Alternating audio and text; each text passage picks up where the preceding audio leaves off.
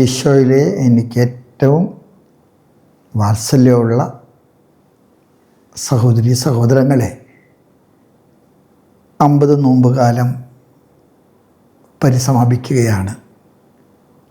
ഉത്ഥാനത്തിൻ്റെ സന്തോഷത്തിലേക്ക് നമ്മൾ പ്രവേശിക്കുകയാണ്. അപ്പോസ്തലനായ പൗലോസ് കൊറിന്തോസിലെ സഭയ്ക്ക് എഴുതിയ 1-ാമത്തെ ലേഖനത്തിലെ 15-ാമത്തെ അധ്യായത്തിൽ വളരെ ശക്തമായിട്ട് പറയുന്നു, അവൻ ഉത്ഥാനം ചെയ്തില്ലായിരുന്നുവെങ്കിൽ നമ്മുടെ വിശ്വാസം വ്യർത്ഥമാകുമായിരുന്നു. കർത്താവിൻ്റെ ഉത്ഥാനത്തിലുള്ള വിശ്വാസമാണ് നമ്മുടെ വിശ്വാസ ജീവിതത്തിൻ്റെ മൂലക്കല്ല്. അതുകൊണ്ട് തന്നെ ഉത്ഥാന പെരുന്നാൾ കൊണ്ടാടുമ്പോൾ നോമ്പ് വീടലിൻ്റെ ഒരു ആഘോഷം എന്നതിനേക്കാൾ വിശ്വാസത്തിലെ നഷ്ടപ്പെട്ടത് നേടിയെടുക്കുകയും നമ്മുടെ വിശ്വാസത്തെ പുനർജീവിപ്പിക്കുകയൊക്കെ ചെയ്തതിൻ്റെ ആഹ്ലാദവും സന്തോഷവുമാണ് നമ്മൾ പ്രകടിപ്പിക്കുന്നത്. ധാരാളം പ്രതിസന്ധികളുടെ നടുവിൽ നമ്മളൊക്കെ കഴിഞ്ഞുകൂടുന്നു. ഒരുപക്ഷെ ഈ പ്രതിസന്ധികൾക്ക് ഒരു പ്രതിവിധി ഉണ്ടെന്ന് നമ്മെ ഓർമ്മപ്പെടുത്തുകയാണ് ഉത്ഥാന പെരുന്നാൾ. കർത്താവിൻ്റെ ഉത്ഥാന തിരുസ്വരൂപത്തിലെ കർത്താവ് പിടിച്ചിരിക്കുന്ന കൊടി നിങ്ങൾ ശ്രദ്ധിച്ചിട്ടുണ്ട്.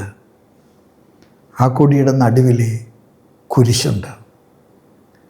കുരിശിൽ മരിച്ച് വിജയം നേടിയ കർത്താവിൻ്റെ ഓർമ്മ നമ്മൾ കൊണ്ടാടുമ്പോൾ നമ്മുടെ സങ്കടങ്ങളും സംഘർഷങ്ങളും നമ്മുടെ സഹനങ്ങളും വേദനകളുമൊക്കെ ഉത്ഥാനത്തിൻ്റെ പ്രസവവേദനയായിട്ട് നമ്മൾ തിരിച്ചറിയണം. ഉത്ഥാനം സംഭവിച്ചുവെന്ന് ലോകത്തെ ആദ്യമായിട്ട് അറിയിച്ചത് ഭക്തസ്ത്രീകളാണ്. മഗ്ദലന മറിയവും മറ്റേ മറിയവും മറ്റു ഭക്തസ്ത്രീകളും സാബത്ത് കഴിഞ്ഞപ്പോൾ കർത്താവിൻ്റെ കല്ലറ തേടിപ്പോയി. ഈ കല്ലറ തേടി പോകാൻ അവരെ പ്രേരിപ്പിച്ച ഒരു വികാരമുണ്ട്. സാബത്തായതുകൊണ്ട് അവൻ്റെ കബറിടത്തിൽ മൃതശരീരത്തിൽ വെക്കേണ്ടിടത്തോളം സുഗന്ധദ്രവ്യങ്ങൾ തങ്ങൾക്ക് വയ്ക്കാൻ കഴിഞ്ഞില്ല എന്നുള്ള അവരുടെ മനസ്സിൻ്റെ ദുഃഖം. സാബത്ത് കഴിഞ്ഞപ്പോൾ അതിരാവിലെ അവർ കല്ലറ തേടി പോകുന്നത് കൊടുത്തത് പോരാ, അവന് കൊടുക്കേണ്ടിടത്തോളം കൊടുത്തില്ല എന്നുള്ളൊരു വികാരവുമായിട്ടാണ്. ഒരുപക്ഷെ ഉത്ഥാന തിരുനാളിലേക്ക് നമ്മൾ പ്രവേശിക്കുമ്പോൾ, നോമ്പുകാലം അവസാനിക്കുമ്പോൾ നമ്മുടെ മനസ്സിൽ പുതുജീവനെക്കുറിച്ചുള്ള നവീകരിക്കപ്പെട്ട ജീവിതത്തെക്കുറിച്ചൊക്കെയുള്ള ചിന്തകളുണ്ട്.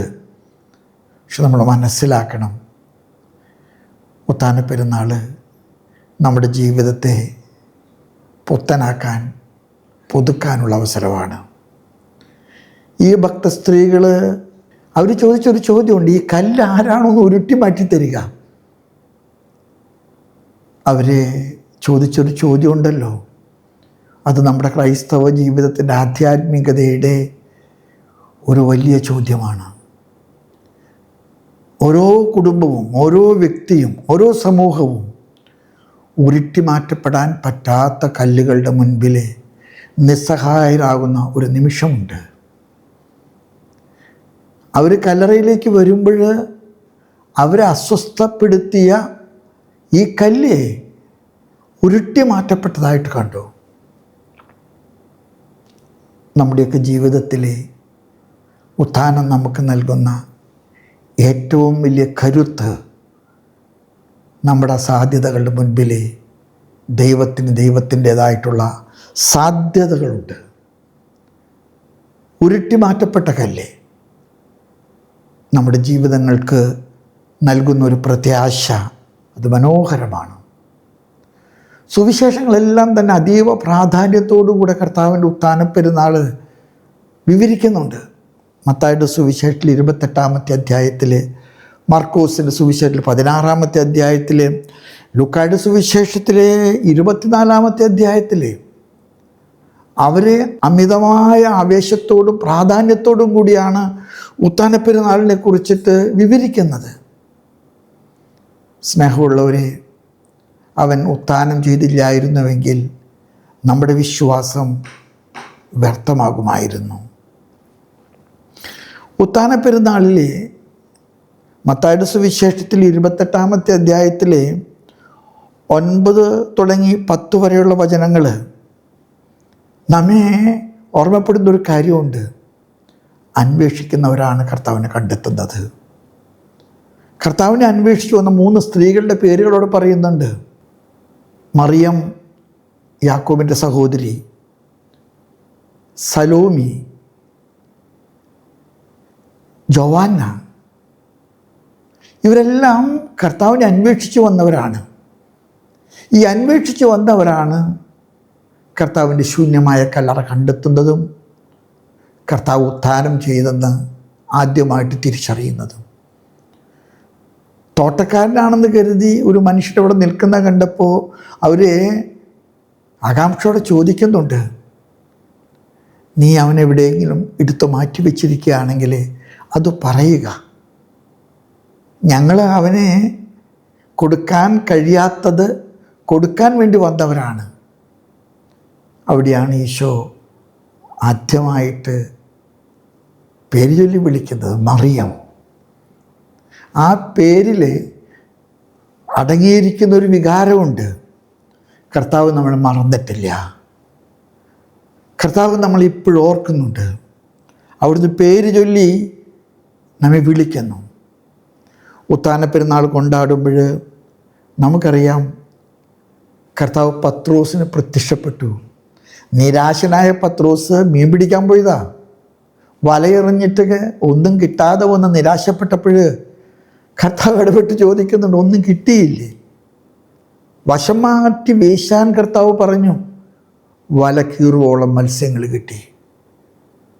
കർത്താവ് ഉത്ഥാനം ചെയ്തിരിക്കുന്നത് നമ്മുടെ പരാജയങ്ങളുടെ നടുവിലെ വല മാറ്റി വീശാൻ നമ്മെ ഓർമ്മപ്പെടുത്താനാണ്. കർത്താവിൻ്റെ മുറിവുകൾ കാണണമെന്ന് നിർബന്ധം പിടിച്ച ഒരു അപ്പസ്തോലൻ്റെ മക്കളാണ് നമ്മൾ. കർത്താവ് പ്രത്യക്ഷപ്പെട്ട സമയത്ത് തോമ അവിടെ ഇല്ലായിരുന്നു. കർത്താവ് വന്നുവെന്നും കണ്ടുവെന്നൊക്കെ പറഞ്ഞപ്പോൾ തോമ പറഞ്ഞു, ഞാൻ വിശ്വസിക്കുകയില്ല. തോമയ്ക്ക് വേണ്ടി കർത്താവ് പ്രത്യക്ഷപ്പെട്ടു. ആ മുറിവുകൾ തോമ തൊട്ടു നോക്കി. ആ വിലാവിൽ തോമ കൈവച്ചു. ഒരുപക്ഷെ നമ്മുടെ ജീവിതത്തിൽ നമുക്കുണ്ടാകുന്ന പ്രതിസന്ധികളിൽ ദൈവം ഉപേക്ഷിച്ചുവെന്നും ദൈവം മറന്നുവെന്നൊക്കെ നമുക്ക് തോന്നുമ്പോൾ ഞാൻ നിങ്ങളോട് പറയാൻ ആഗ്രഹിക്കുന്നു, തോമ നമുക്കൊരു മറുപടി നൽകുന്നുണ്ട്. അവൻ്റെ മുറിപ്പാടുകൾ നമ്മുടെ മുറിവുകളാണ്. അതെല്ലാം തന്നെ ഉത്ഥാനത്തിൻ്റെ അടയാളങ്ങളാണ്. അതുകൊണ്ട് നമ്മുടെ സങ്കടങ്ങൾ, സംഘർഷങ്ങൾ, പരാജയങ്ങൾ, വഴിമുട്ടുമ്പോഴൊക്കെ അനുഭവപ്പെടുന്ന നിരാശകൾ, നിങ്ങൾ ഉത്ഥാനത്തിൻ്റെ പ്രസവവേദനയിലാണെന്ന് തിരിച്ചറിയുക. കർത്താവ് ഉത്ഥാനത്തിന് ശേഷം നിരവധി പേർക്ക് കണ്ടതായിട്ട് സുവിശേഷ രേഖപ്പെടുത്തി. യോഹന്നാൻ്റെ സുവിശേഷത്തിൽ നിങ്ങൾ വായിക്കുന്നുണ്ട്, 21-ാമത്തിൽ 1 തുടങ്ങി 4 പലർക്കും കർത്താവ് കാണപ്പെട്ടു. അവൻ 500 പേർക്കോളം കാണപ്പെട്ടു എന്ന് വായിക്കുന്നുണ്ട്. ഞാനും നിങ്ങളും ഉത്ഥാനപ്പെരുന്നാൾ കൊണ്ടാടുമ്പോൾ മറക്കാതെ ഓർമ്മിക്കാൻ ആഗ്രഹിക്കേണ്ട ചില സത്യങ്ങൾ ഓർമ്മപ്പെടുത്തുകയാണ് ഞാൻ. ക്രിസ്തുവിൻ്റെ ഉത്ഥാനം നമുക്ക് നൽകുന്ന ഉറപ്പ്, അവൻ ദൈവമാണ്, ദൈവത്തിൻ്റെ പുത്രനാണ്. തോമസ് അത് വിളിച്ചു പറഞ്ഞു, you are my Lord and my God. ഒന്നാമത്തേത്, അവൻ ദൈവമാണ്, നമ്മുടെ രക്ഷകനാണ്. ഉത്ഥാനം മരണത്തിൻ്റെ മേലുള്ള വിജയമാണ്.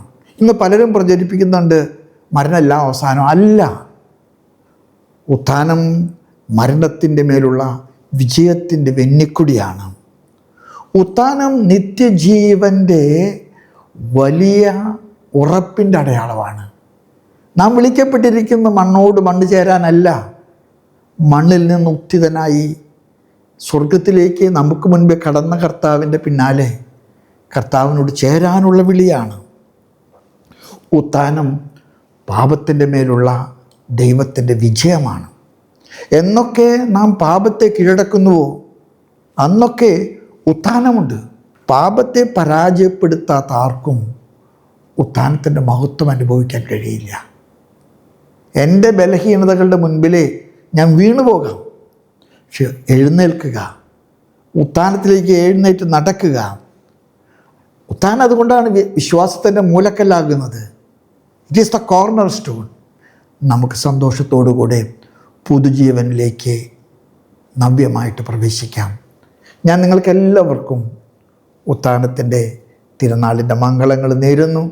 സങ്കടങ്ങളുടെ നടുവിലെ, കണ്ണുനീരുകളുടെ നടുവിലെ ഒരു പ്രസവവേദന പോലെ നോമ്പുകാലം ഉത്ഥാനത്തിലേക്ക് നാം എത്തിച്ചിരിക്കുന്നു. ദൈവം നിങ്ങളെ അനുഗ്രഹിക്കട്ടെ. Happy Easter.